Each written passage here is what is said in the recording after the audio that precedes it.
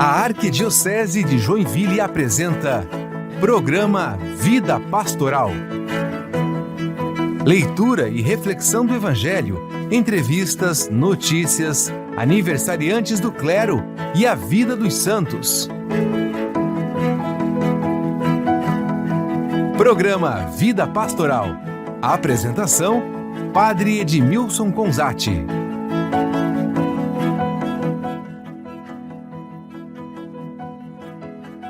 Olá, querido povo de Deus, estamos iniciando mais um programa Vida Pastoral.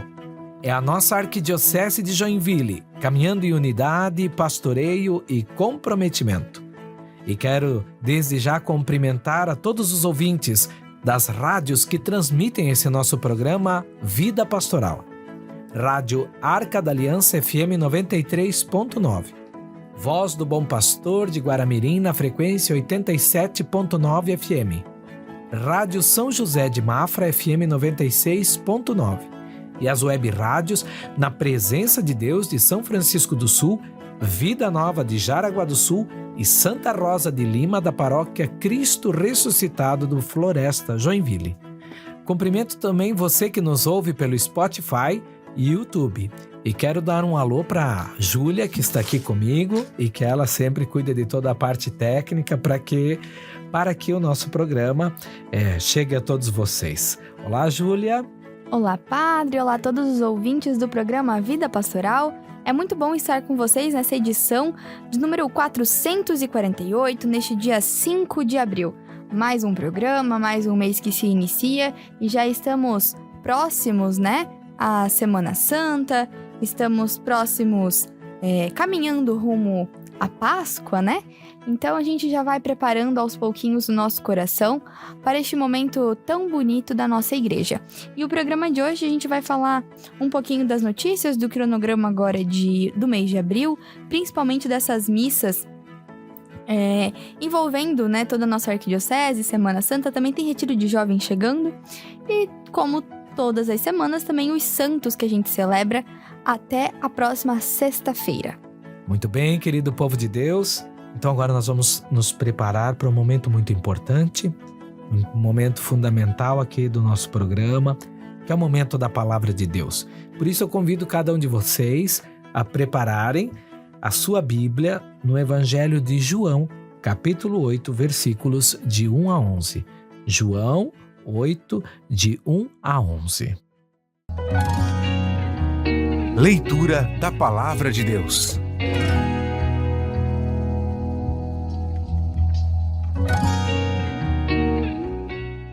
Proclamação do Evangelho de Jesus Cristo segundo João. Glória a vós, Senhor. Naquele tempo, Jesus foi para o Monte das Oliveiras. De madrugada, voltou de novo ao templo. Todo o povo se reuniu em volta dele. Sentando-se, começou a ensiná-los. Entretanto, os mestres da lei e os fariseus trouxeram uma mulher surpreendida em adultério. Colocando-a no meio deles, disseram a Jesus: Mestre, esta mulher foi surpreendida em flagrante adultério. Moisés na lei mandou apedrejar tais mulheres. Que dizes tu? Perguntavam isso para experimentar Jesus e para terem motivo de o acusar. Mas Jesus, inclinando-se, começou a escrever com o dedo no chão. Como persistissem em interrogá-lo, Jesus ergueu-se e disse: Quem dentre vós não tiver pecado, seja o primeiro a atirar-lhe uma pedra. E tornando-se a inclinar-se, continuou a escrever no chão. E eles, ouvindo o que Jesus falou, foram saindo um, a começar pelos mais velhos. E Jesus ficou sozinho, com a mulher que estava lá, no meio do povo. Então Jesus se levantou e disse: Mulher, onde estão eles? Ninguém te condenou? Ela respondeu: Ninguém, Senhor. Então Jesus lhe disse: Eu também não te condeno. Podes ir, e de agora em diante, não peques mais. Palavra da salvação. Glória a vós, Senhor.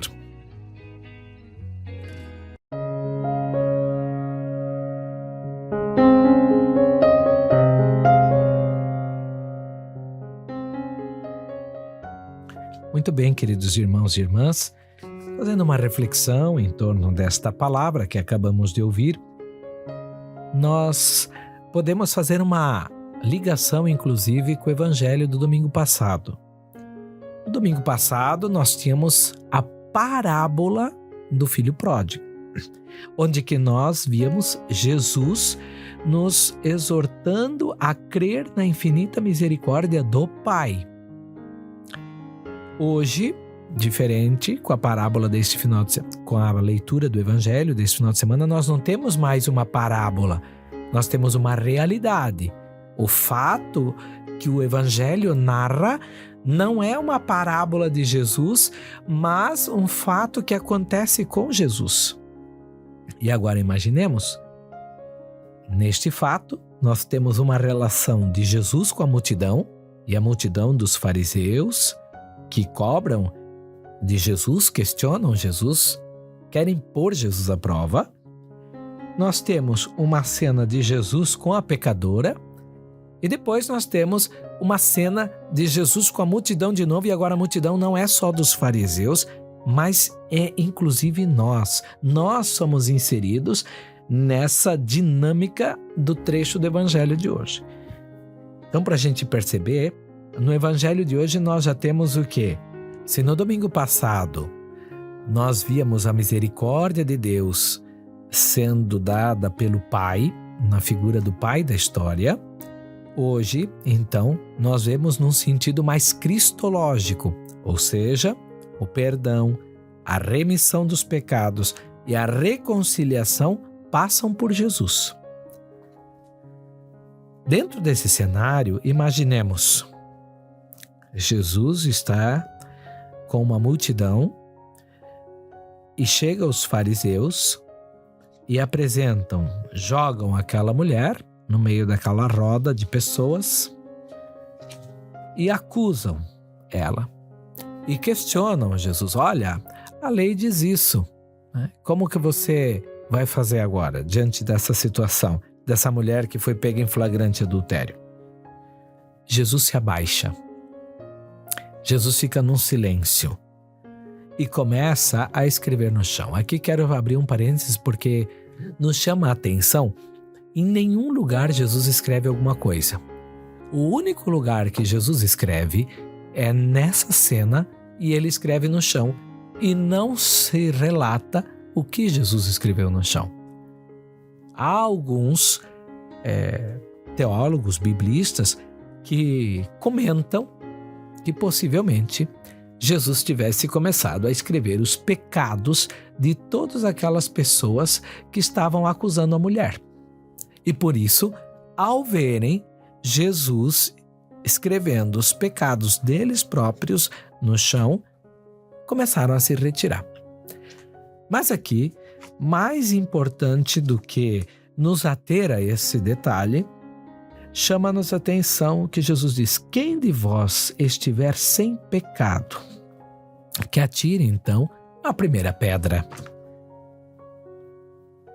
É como quando Jesus faz essa pergunta, é como se ele tivesse tirado a tampa da consciência de todos eles. E, na verdade, o que os inquietou foi o silêncio que Jesus fez. Não foi nem o que escreveu, mas o silêncio que Jesus fez. E com essa pergunta, quem de vós estiver sem pecado, que atire então a primeira pedra. E vemos aí o pessoal como que caindo em si, os fariseus se dando conta de que todos eles tinham pecado. E por isso eles vão se retirando, um de cada vez, a começar pelos mais velhos. Certamente os mais velhos é que vão caindo em si por primeiro, talvez até pela maturidade, e vão se dando conta e vão se retirando. Então aqui encerra essa primeira cena e nós vamos para a segunda cena, que é de Jesus com a pecadora. Olhando para Jesus e a pecadora, nós vemos o quê? O olhar de misericórdia de Jesus para aquela mulher. Aquela mulher que certamente já esteve nos braços de tantos homens. Aquela mulher que já olhou no rosto e no olhar de tantos homens. Mas certamente nenhum olhar de homem algum foi tão forte como aquele olhar de Jesus para com ela. Um olhar de misericórdia. O único homem que poderia atirar a pedra nela, porque de fato não tinha pecado, era Jesus. Não atira a pedra nela, porque ele quer fazer como o Pai. Que lá no profeta Ezequiel vai dizer: não quero a morte do pecador, mas que ele volte e tenha vida. Como Jesus faz tudo aquilo que vê o Pai fazer, agora Jesus se recorda certamente dessa passagem bíblica de Ezequiel e diz: não quero a morte do pecador, mas que ele volte e tenha vida. Jesus concede a ela o direito à vida e por isso ele vai dizer: vai e não peques mais. Primeiro ele pergunta: ninguém te condenou, mulher? E ela vai dizer: ninguém, Senhor. Então vai e não peques mais. Jesus dá uma vida nova. Jesus entrega para essa mulher um amor novo na sua vida. Por isso, ele realmente é o homem que vai transformar a vida daquela mulher. E a partir dali, ela passa a viver uma vida nova. Ela passa a viver de um jeito novo, porque alcançou graça diante de Deus. Ou seja, não é somente a lei, há também a graça de Deus. Essa mulher, na cena de hoje, ela não só ficou sob o peso da lei, porque Jesus não deixa de condenar o adultério. Ele mesmo diz: vai e não peques mais. Mas ele também ressalta a situação dos homens que queriam cobiçar a mulher do próximo. Então ele não, quando que em Mateus nós vemos Jesus fazendo essa condenação também, a dinâmica de não cobiçar a mulher do próximo. E aqui vemos Jesus com esse olhar de misericórdia que entrega uma vida nova para essa mulher. Não olha somente com a lei, não recai somente sobre ela a lei, mas a graça de Deus. Encerrando esse segundo bloco, então, de Jesus com a pecadora, nós vamos para o terceiro bloco, que é Jesus e a multidão novamente, mas agora a multidão não só dos fariseus, mas nós nos incluindo dentro dessa figura e dessa imagem da multidão. O que Jesus está querendo dizer para nós com este episódio do Evangelho de hoje? Ele não está deixando de condenar o adultério. Ele não está deixando de condenar o pecado, mas ele está fazendo com que nós olhemos o pecador com misericórdia. Na cena, os homens jogam aquela mulher no meio da multidão, no intuito de condená-la, no intuito de colocar a ira, no intuito de personificar o pecado dela nela. E aqui Jesus então tira essa visão, condena o pecado, coloca o pecado para um lado e condena, e acolhe a pecadora, dando vida nova, dando uma oportunidade de recomeço. Por isso, aqui, Jesus também chama a atenção a nós, porque muitas vezes nós temos o vício de querer farejar, investigar o pecado dos outros, apontar o pecado dos outros.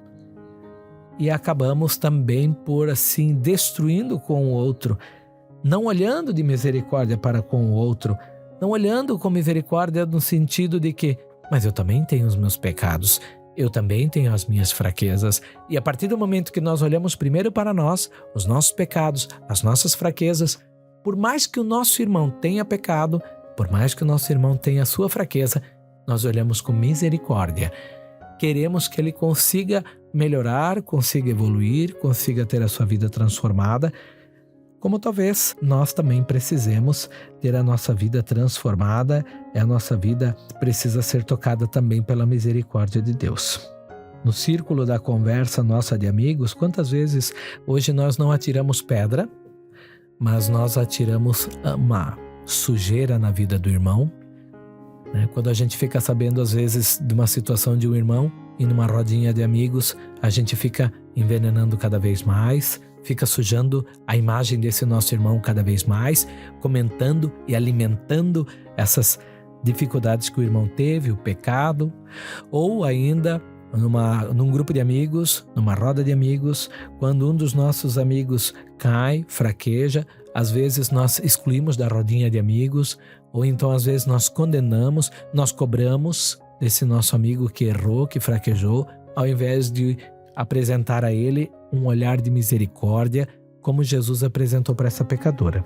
Por isso, mais do que sermos peritos em farejar e investigar os pecados alheios, apontar os pecados alheios, crucificar os nossos irmãos pelos pecados que têm, nós somos convidados a primeiro olhar para dentro do nosso coração, reconhecer os nossos pecados. E a partir do momento que reconhecemos os nossos pecados e onde está a nossa fraqueza, nós conseguimos olhar para o nosso irmão com misericórdia. Que Jesus, misericordioso, olhe por nós, toque o nosso coração para que nós sejamos misericordiosos como o Pai, que foi também o lema e o tema do ano jubilar 2015-2016. Sejamos misericordiosos como o Pai. Louvado seja nosso Senhor Jesus Cristo. Para sempre seja louvado.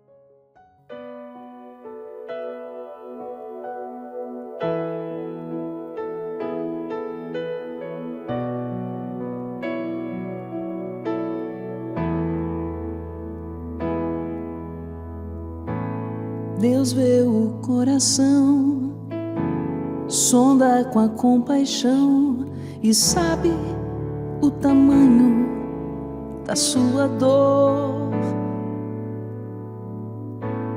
Ele não pode pôr limites no seu amor, pois sabe até onde vai todo pecador. Lágrimas são suor de almas que lutam só. Só Deus pode entender o que te causa dor. Pensa no seu Senhor, recorra ao seu amor e creia, Ele é fiel, justo é o seu amor. Pare de se maltratar, não queira aos outros culpar. Diga por hoje não, por hoje eu não vou mais pecar. Estenda a sua mão e abra o seu coração. Volta pro teu Senhor e se abra a restauração. Com Cristo você vai superar todas as barreiras, passar todo o pecado, vencer. Um novo homem vai nascer.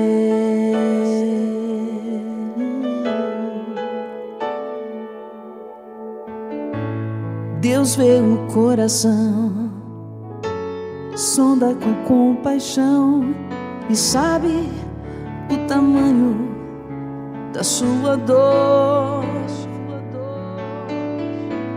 Ele não pode pôr limites no seu amor, pois sabe até onde vai todo pecador. Lágrimas são suor de almas que lutam só. Só Deus pode entender o que te causa dor. Pensa no seu Senhor, recorra ao seu amor e creia, Ele é fiel, justo é o seu amor. Pai, de se maltratar. Não queira aos outros culpar. Diga por hoje não. Por hoje eu não vou mais pecar. Estenda a tua mão e abra o seu coração. Volta pro teu Senhor e se abra a restauração. Com Cristo você vai superar todas as barreiras, passar todo o pecado, vencer. Um novo homem, uma nova mulher vai nascer.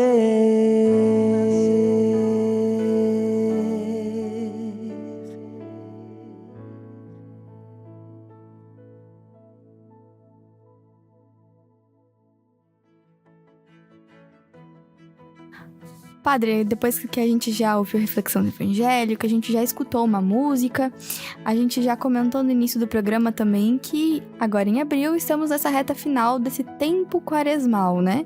E a gente sabe que muitas paróquias estão fazendo mutirão de confissões, momentos de oração, via sacra, enfim. Queria que o senhor falasse um pouquinho para os nossos ouvintes, como que a gente pode se preparar para esse momento, né, da Semana Santa que está por vir? Como é que a gente pode se preparar, inclusive, para uma boa confissão? Bom, primeiramente, muitas paróquias oferecem mutirão de confissão. Mas como se confessar? Porque muitas vezes a gente quer o quê? A gente quer se confessar e a gente chega na frente do padre e a gente quer sempre se justificar do porquê que a gente pecou, né? No sentido... Ai, padre, eu tive desavenças com a minha esposa, isso, aquilo e coisa e tal, e blá, blá, blá. Mas também, padre, a minha mulher não é fácil, a minha mulher isso, a minha mulher aquilo, mas não sei lá. Ou então, ai, padre, olha, eu não fui um bom filho, isso, aquilo e coisa e tal, mas também meus pais têm problema com isso, aquilo e coisa e tal. Sabe, a gente fica mais querendo achar um arranjo, uma muleta para poder justificar porque a gente pecou. Ou então, não, eu pequei, mas eu tinha razão de ter pecado, porque no final das contas eu tô cansado, trabalho, família, isso, aquilo e coisa e tal. O problema é que nada justifica. Se a gente pecou, a gente tem que assumir que a gente pecou. Na teologia a gente aprende, o que não é assumido não é redimido. Então nós temos que assumir, não, eu pequei. Pequei por isso, por aquilo, por aquele outro. Primeira coisa, a gente precisa reconhecer o erro. Depois, é chegar lá, a confissão, gente, não é bate-papo, não é ficar contando a história do pecado, não é querer criar toda a cena, todo o contexto para explicar como é que aconteceu o pecado. É chegar lá, padre, dai-me a vossa bênção porque pequei. Tanto tempo que já não me confesso mais, coloca lá o tempo, se você lembra. Ele diz, meus pecados são esses, olha, pequei nisso aqui, naquilo ali, tal e tal e tal e tal. Agora, como chegar à conclusão dos teus pecados? Primeiramente, lembrar os 10 mandamentos. No catecismo nós temos os 10 mandamentos, muitas paróquias desenvolvem até flyers a respeito do exame de consciência. Muitas paróquias que oferecem mutirão de confissão também oferecem uma celebração penitencial, que não é a confissão comunitária, mas é uma celebração meditativa com salmos, cantos, orações e um exame de consciência em cima dos 10 mandamentos. Mas é olhar, né? Amei a Deus sobre todas as coisas. É simples dizer, eu amo a Deus sobre todas as coisas. Tá, mas você reza todo dia? Você tem intimidade com a palavra de Deus todo dia? Você procura pôr em prática aquilo que você lê na palavra de Deus todo dia?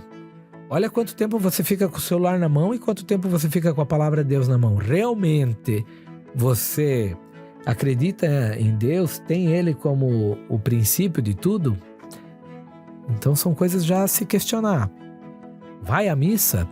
Santifica o dia do Senhor? Como que o católico santifica o dia do Senhor? Indo todo final de semana à missa.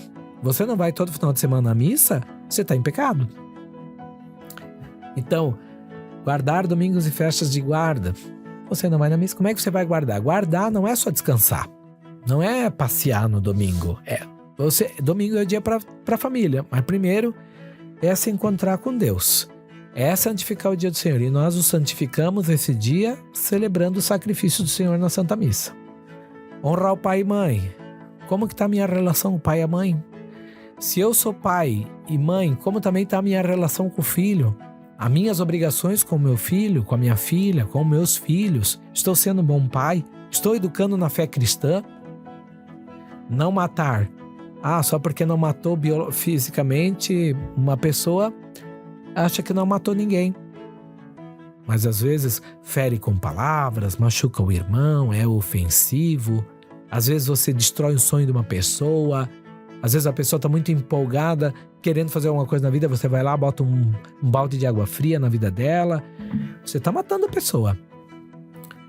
E aí vem, não roubar, não pecar contra a castidade, não cobiçar as coisas alheias. Tem uma série de mandamentos. E para fazer um bom exame de consciência, é buscar fazer uma reflexão a respeito de todos os 10 mandamentos. E os mandamentos da igreja. Ali você vai conseguir já ter uma ideia do que você tem caminhado. Estamos nesse tempo de quaresma. Você fez um propósito, você fez uma penitência e você conseguiu cumprir, você conseguiu melhorar, você conseguiu evoluir diante de todo esse tempo de caminhada que nós já estamos esse final de semana no 5º domingo da quaresma. E por isso eu quero dizer assim, há tantos materiais na internet e olha, a juventude e próprios adultos pesquisam tantas coisas na internet, assistem tantas coisas na internet, é fácil também de você jogar aí no Google e encontrar materiais como se preparar para uma boa confissão, como fazer um exame de consciência, além daquilo que a sua paróquia já oferece. Bom, você feito o seu exame de consciência, você vai se deparar como que num espelho. Quando você se depara num espelho, você vê se o seu cabelo está arrumado, não está arrumado. Se as mulheres que gostam aí de passar um batom e maquiar, você vê, precisa de um espelho para isso. Ver aquilo que não está uniforme, harmonioso, para botar em harmonia. A mesma coisa, os mandamentos, é como se nós nos olhássemos no espelho e víssemos aquilo que não está bem. E aí, diante disso, então eu não estou caminhando bem aqui, eu pequei aqui, etc, etc, etc. A partir do momento que eu tenho consciência de onde eu pequei, o segundo passo é: estou arrependido do que fiz? Porque se a gente não está arrependido, não adianta se confessar. Eu primeiro preciso tomar consciência do pecado. Tomei consciência do pecado. Estou arrependido? Estou. Então, se eu estou arrependido do pecado, eu devo me confessar. Então me dirijo até o sacerdote e me confesso. Mas eu tenho que me confessar ainda com o intuito de querer mudar de vida. Não adianta, eu faço um pecado, vou lá e me confesso para poder tomar a comunhão. Tomo a comunhão. Na outra semana, de novo, caio no pecado. Vou lá, me confesso para poder tomar a comunhão. Toma a comunhão. Na outra semana, peca de novo no mesmo pecado. Você não está se esforçando para melhorar de vida. Você não está se esforçando para evoluir. Então, você banaliza o sacramento da confissão. Se você se confessa, você tem que se confessar com o intuito e o propósito de mudar de vida. Não está conseguindo? Então, primeiro pare. Trabalhe isso dentro de você para você evoluir e depois você peça o perdão. E pedido o perdão, através do sacramento da confissão, com o propósito de melhorar, o sacerdote vai te dar uma penitência. a leitura de um salmo, uma prática a ser feita ou algumas orações a serem feitas. Então, recebido a penitência, você deve cumpri-la. Se o sacerdote te dá uma penitência e você não cumpre a penitência, então a confissão foi inválida. Então esses seriam os passos: reconhecer o pecador, reconhecer-se pecador, ou seja, os pecados que cometeu, estar arrependido dos pecados, confessar os pecados, ter propósito de melhora e cumprir a penitência dada pelo sacerdote. Ô padre, o senhor comentou sobre o quesito de que o pecado a gente precisa assumir para poder ser perdoado. Pegando o exemplo que aconteceu com crianças já, né, na catequese, enfim. Eu lembro quando minha mãe dava catequese que ela falou que uma criança, na primeira confissão que ela foi fazer, ela saiu da confissão, se ajoelhou, rezou e daqui a pouco veio desesperada para as catequistas porque tinha esquecido um pecado, que ela queria ir para a fila se confessar de novo. E a gente sabe que nós adultos não estamos livres de acontecer esses esquecimentos, não por não nos arrependermos deles, mas porque ou faz tempo que a gente não se confessa e fica nervoso, ou porque realmente não leva anotado e esquece, ou realmente é algo que a gente lembrou depois de fazer o nosso momento de preparação, né? Como que funciona nesse sentido? A gente precisa, que nem nesse caso dessa criança, voltar até o sacerdote? Como lidar com esse tipo de situação? Bom, no ato da confissão, às vezes a gente tá até um pouco nervoso diante do padre. E se a gente não anota, e mesmo tendo feito um bom exame de consciência, um exame de consciência sincero, pode acontecer de ter esquecido alguma coisa. E aí depois a gente vai lá, se confessa, não leva muito tempo, lembra. Quando a gente vai se confessar, tem a fórmula que diz: destes e dos quais eu não me lembro, peço a Deus perdão. Se verdadeiramente você não lembrou, se verdadeiramente você se lembrou só depois, já está perdoado. Se depois dessa confissão, com o tempo, você se lembrar de algum pecado, numa outra oportunidade de confissão, você confesse por desencargo de consciência, por assim dizer, né? Mas se você realmente não lembrou, está perdoado. Veio à tona depois. Vale a pena refletir: olha, eu fiz aquele pecado, olha, nem me lembrava e tudo mais. Vale a pena. E deixar para o próximo exame de consciência e se confessar. Até porque a gente vai crescendo na maturidade da nossa fé. E na medida que a gente vai crescendo, isso já me aconteceu de pessoas que não tinham noção que certas coisas eram pecado. Sabiam que tinham feito tais coisas, mas não sabiam que era pecado. Aí depois vai crescendo na maturidade, na fé, amadurecem, se dão conta: meu Deus, padre, mas lá no passado eu fiz isso e aquilo. Eu nunca me confessei por isso, padre. Nunca me confessei com isso, agora eu sei que é pecado. Então tá bom, se isso lhe acusa a consciência, confesse-se. Mas aquilo ali, enquanto você não sabe que é pecado, se você pratica, não é pecado. E se você não sabia e já praticou, teoricamente, por ignorância, já estaria livre do peso do fardo do pecado. Mas a partir do momento que se descobriu, vai e se confesse. Agora, se a gente quiser voltar para o confessor a qualquer momento que se peca e coisa e tal, então toda semana nós temos que estar no padre. Só que nós temos que cuidar para não banalizar o sacramento da confissão, né? Tem gente que, para comungar, vai ali. Quantos pecados a gente faz, será, numa semana? Né? Existem os pecados veniais, o ato penitencial tem o poder de nos livrar deles, tal, quando são veniais.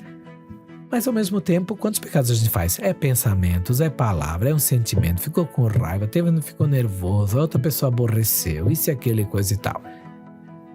Se a gente tiver, vai ter que ter um padre para cada pessoa toda semana, né? Por isso a prática da igreja diz: confessar-se ao menos uma vez por ano, pela Páscoa, para poder comungar ao menos uma vez por ano pela Páscoa. Então a gente tem que ter um pouco do equilíbrio. A gente tem os pecados, tem que fazer um exame. Não adianta: ai meu Deus, pequei. Vai lá, se confessa. Mas tem propósito de melhora? Não. Então eu pequei nisso aqui. É recorrente esse tipo de pecado na minha vida? Já pequei outras vezes com isso aqui. Então, eu tenho que trabalhar em mim para eu melhorar. Isso eu não preciso falar, é só um pecadinho. É só um pecadinho. Também tem isso. Ou então tem vergonha de um determinado pecado, deixa ele lá num cantinho e depois fala pro padre: olha, desses e dos que eu não me lembro, peço a Deus perdão. Não adianta. Por quê? Porque Deus sabe que você lembra. Deus é onisciente. Então não adianta querer esconder do padre. Se você não está afim de conseguir confessar o teu pecado, então não adianta depois ir lá e confessar todos e não confessar aquele que você tem vergonha. Do padre até esconde, mas de Deus não passa. Exatamente. E daí é pior, porque mente na própria confissão. Então essa consciência nós temos que cada vez mais ter presente dentro de nós a importância da confissão, que se perdeu muito pela mentalidade protestante. Em contrapartida, fazer uma confissão consciente, uma confissão madura, verdadeira, e sermos coerentes conosco mesmo também no sentido da confissão. Então é isso, você é convidado, né, a procurar na sua paróquia, na sua comunidade, em tantos lugares agora, né, nesse período que está oferecendo, que nem o padre falou, momentos de uma boa reflexão, para você se aprofundar e viver bem esse período de reta final da quaresma, né, que a gente tá chegando, esse período de Semana Santa, que é um dos momentos mais bonitos da nossa Igreja Católica. Muito bem, voltamos o programa A Vida Pastoral e estamos sintonizados com as rádios Arca da Aliança FM 93.9, Voz do Bom Pastor de Guaramirim na frequência 87.9 FM e São José de Mafra FM 96.9.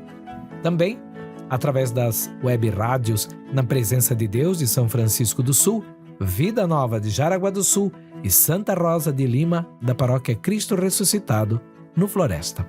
Temos algumas notícias, não é verdade, Júlia? Apresente para nós, então, as notícias agora das próximas semanas. Notícias da Arquidiocese. As informações das pastorais, movimentos, a vida na sua paróquia e tudo o que movimenta a Arquidiocese de Joinville. Começamos o mês de abril, lembrando que na semana que vem acontece a Jornada Arquidiocesana da Juventude, porque o JDJ agora é JAJ, e esse ano vai acontecer no dia 12 de abril, no Seminário Sagrado Coração de Jesus, em Corupá. O início será 1h30 da tarde, com o Santo Terço, e encerramento às 19 horas, com o início da Santa Missa. A coordenação arquidiocesana pede que cada coordenador faça a inscrição do seu grupo, para uma melhor organização de todo o espaço. Os grupos poderão levar lanches para partilhar, mas também haverá venda no local. A única coisa é que a coordenação do setor juventude pede que não sejam preparados alimentos no local. Você pode levar um lanche de partilha ou comprar algum lanche na lanchonete do seminário, mas não será permitido fazer lanches no local, né? Preparar os alimentos. E esse ano o JJ também terá um gesto concreto, onde a gente pede que cada jovem leve produtos de limpeza, que depois serão doados aos seminários da nossa arquidiocese. No mesmo final de semana, dos dias 12 e 13 de abril, a liturgia celebra Domingos de Ramos. Por isso, a gente também pede que o jovem leve o seu ramo para juntos vivermos momentos de oração. E continuando a falar de juventude, para celebrar os 17 anos de história do grupo JUAC, a paróquia Nossa Senhora Medianeira vai organizar um retiro. O objetivo é criar uma experiência de travessia no deserto com Jesus em um tempo de entrega, oração e renovação espiritual. Essa jornada será no dia 6 de abril, amanhã, com início com a Santa Missa às 8 horas da manhã. Não perca a oportunidade de participar desse momento único. Para mais informações, entre em contato com o grupo JUAC pelas redes sociais. E falando em Domingo de Ramos, nos dias 12 e 13, por conta deste tempo litúrgico, acontece a coleta da solidariedade, realizada em todas as comunidades do Brasil. Os recursos são destinados a projetos sociais em todo o país, mas também uma parte do valor arrecadado nas coletas das missas vai para o Fundo de Solidariedade, que apoia projetos sociais da nossa arquidiocese. Por isso, você é convidado a ajudar através da coleta na Santa Missa e contribuir com essa ação promovida pela CNBB no Brasil inteiro. E continuando a programação de abril, queremos lembrar que no dia 16, quarta-feira, às 19h30, acontece a Missa dos Santos Olhos. Em muitas dioceses, essa celebração é realizada na Quinta-feira Santa, mas tradicionalmente em Joinville é realizada na quarta-feira à noite, após o retiro de espiritualidade do clero, que acontece no mesmo dia, porém no período da tarde. Neste ano, a Missa dos Santos Óleos será realizada na paróquia Senhor Bom Jesus, em Guaramirim. Durante essa celebração, são abençoados os óleos dos catecúmenos e o óleo dos enfermos, e consagrado o óleo do crisma. Após a missa, esses óleos são envasados um a um e entregues para que os párocos levem para as suas paróquias. Esses serão os óleos utilizados nos sacramentos durante todo o ano de 2025. E para encerrar as notícias de hoje, aproveitamos para lembrar que estão abertas as votações para o prêmio Joinville Faz Bem da NSC TV, porque a irmã Maria Salete Vigers está concorrendo ao prêmio Joinvilense do ano. A irmã Salete atua há mais de 51 anos na Pastoral da Criança, na Arquidiocese de Joinville. Ela que já ajudou centenas de famílias, principalmente no bairro Jardim Paraíso, onde atua neste momento, e ela está concorrendo a esse prêmio, segundo ela, para representar todos os agentes da Pastoral da Criança. É um trabalho muito bonito que a irmã faz com muito carinho, com muito amor, e ela merece o meu e o seu voto. Então corre que ainda dá tempo de votar e ajudar a irmã Salete a ganhar o prêmio Joinvilense do ano, e assim representar a nossa Arquidiocese de Joinville. Há uns anos atrás, o padre Jorgeão já ganhou este mesmo prêmio e o padre Dúlcio também. Agora é a hora da gente votar na irmã Maria Salete Vigers. Para fazer sua votação, é necessário entrar no site do G1, no Instagram da Arquidiocese, na nossa bio tem o link que redireciona exatamente para o site. Para concluir o voto, é necessário criar uma conta ou fazer login numa conta da Globoplay. Então, você pode fazer essa conta usando o seu e-mail do Google ou até mesmo usando o seu Facebook, mas é necessário criar esse login para validar o seu voto. Depois que você realiza esse login uma vez, você pode votar quantas vezes quiser. Então a gente conta com a sua ajuda para reconhecer através do seu voto esse trabalho tão bonito realizado pela irmã Salete.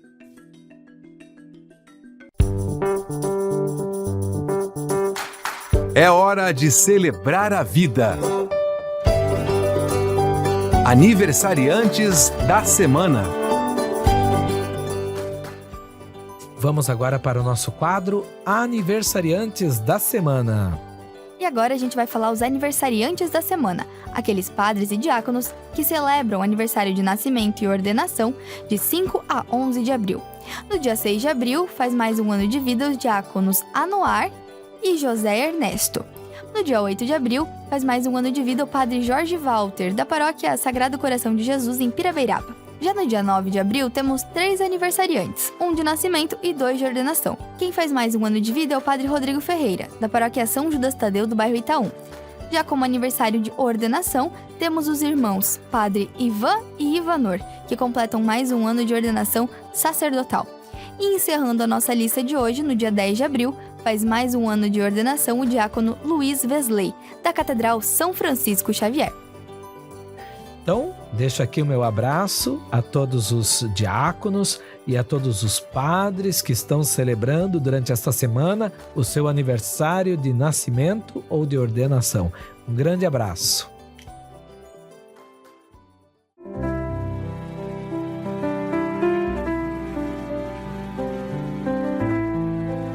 Santos da semana. Vida e inspiração. E vamos para o nosso quadro Santos da Semana. E começando os santos dessa semana. Neste dia 5 de abril, celebramos São Vicente Ferrer, dominicano, maior pregador do século XIV. São Vicente Ferrer nasceu em Valência, na Espanha, em 1350, em uma família nobre. Desde jovem, teve uma vocação religiosa, ingressando na Ordem dos Dominicanos aos 17 anos e se tornando um grande pregador.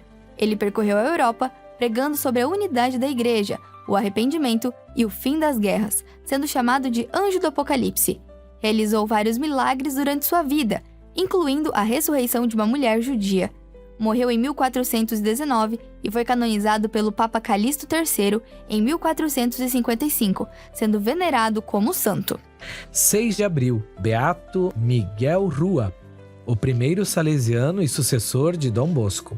Beato Miguel Rua foi o primeiro salesiano e sucessor de Dom Bosco, sendo uma figura central na expansão da congregação salesiana.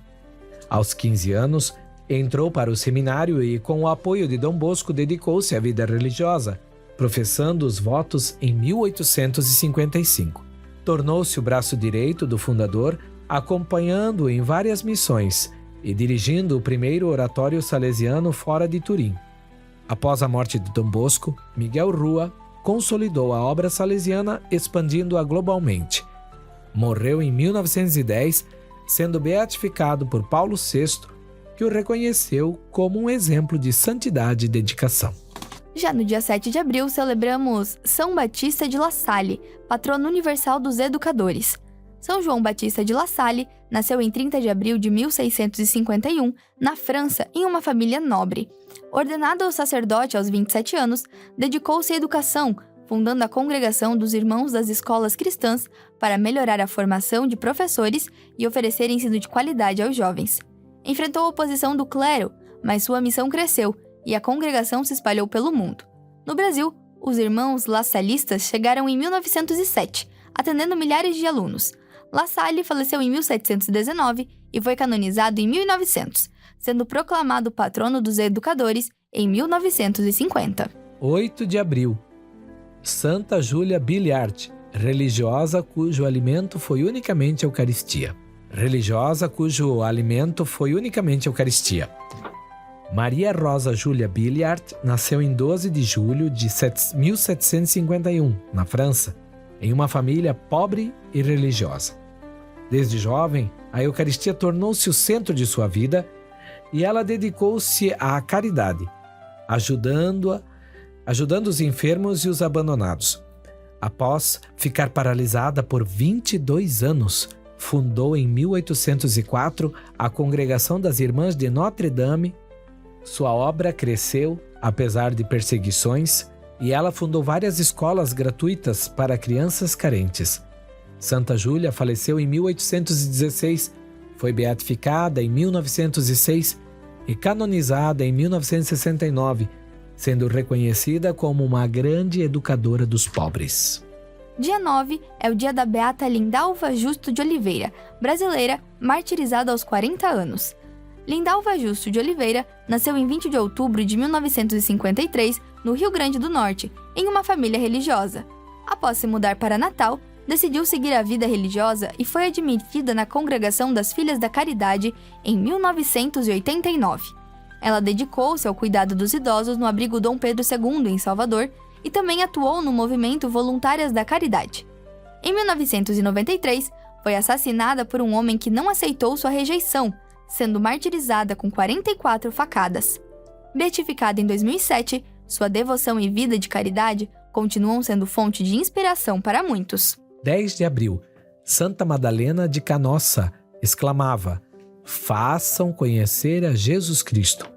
Madalena Gabriela de Canossa nasceu em Verona em 1774, em uma família nobre, e após a morte de seus pais, passou por dificuldades que moldaram sua vocação religiosa. Aos 17 anos, tentou a vida monástica, mas foi chamada por Deus a servir aos pobres e necessitados. Fundou a Congregação das Filhas da Caridade em 1804, voltada para a educação, assistência a enfermos e catequese. Com o tempo, expandiu sua obra por várias cidades, promovendo a formação de professoras e enfermeiras. Madalena faleceu em 1835 e foi canonizada em 1988 por São João Paulo II.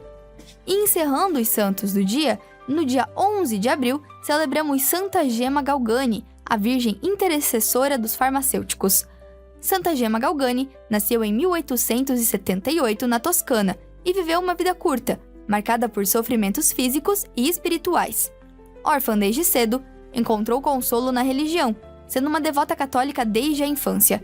Apesar de tentar ingressar na vida religiosa, foi recusada, mas fez votos de castidade e caridade por sua conta. Gema experimentou fenômenos sobrenaturais, como visões de anjo e os estigmas de Cristo, que lhe causaram grandes dores. Ela faleceu em 1903, aos 25 anos, e é lembrada por sua intensa devoção e sofrimento por Cristo. E vamos aí para o fim de mais um programa Vida Pastoral. E por isso, Padre, quero aqui deixar o agradecimento a todos que nos acompanharam neste programa Vida Pastoral, a todos que nos ajudam a transmitir, os técnicos em suas rádios, o nosso programa, e claro, de modo muito especial, a Júlia, que está aqui com o Padre, cuidando de tudo e da técnica para que o programa seja transmitido. Obrigada, Padre. Obrigada a todos os ouvintes que acompanharam mais uma edição do nosso programa. E, Padre, talvez na semana que vem teremos integrantes novos, né, para apresentar para os nossos ouvintes. Opa, o nosso setor de comunicação agora, ele não está mais dentro do Secretariado de Pastoral, ele se torna um departamento independente dentro da nossa cúria da Arquidiocese de Joinville, e por isso novas pessoas estão se achegando ao nosso setor de comunicação. Isso, eu que saí da pastoral e agora fui para um setor independente, digo que eu tenho ainda o meu pezinho dentro da pastoral, que eu não consegui me desgrudar totalmente. Mas a gente daqui a pouco, nos próximos programas, vai trazendo os novos integrantes dessa equipe, para que os nossos ouvintes também possam começar a reconhecer as suas vozes, entender um pouquinho da onde cada um vem e qual que é a missão que tem junto do nosso programa, né, Padre? Exato, tanto dentro da cúria, da Arquidiocese, como dentro do setor de comunicação e, claro, também abrilhantando ainda mais o nosso programa Vida Pastoral. Vamos pedir a bênção de nosso Deus. O Senhor esteja convosco. Ele está no meio de nós. Por intercessão da bem-aventurada Virgem Maria, Senhora da Graça, de São José e São Francisco Xavier, abençoe-vos o Deus Todo-Poderoso, Pai e Filho e Espírito Santo. Amém. Glorificai o Senhor com a vossa vida e fiquem na paz do Senhor. Terminamos aqui mais um programa Vida Pastoral. É a nossa Arquidiocese de Joinville, caminhando em unidade, pastoreio e comprometimento. Tchau, tchau.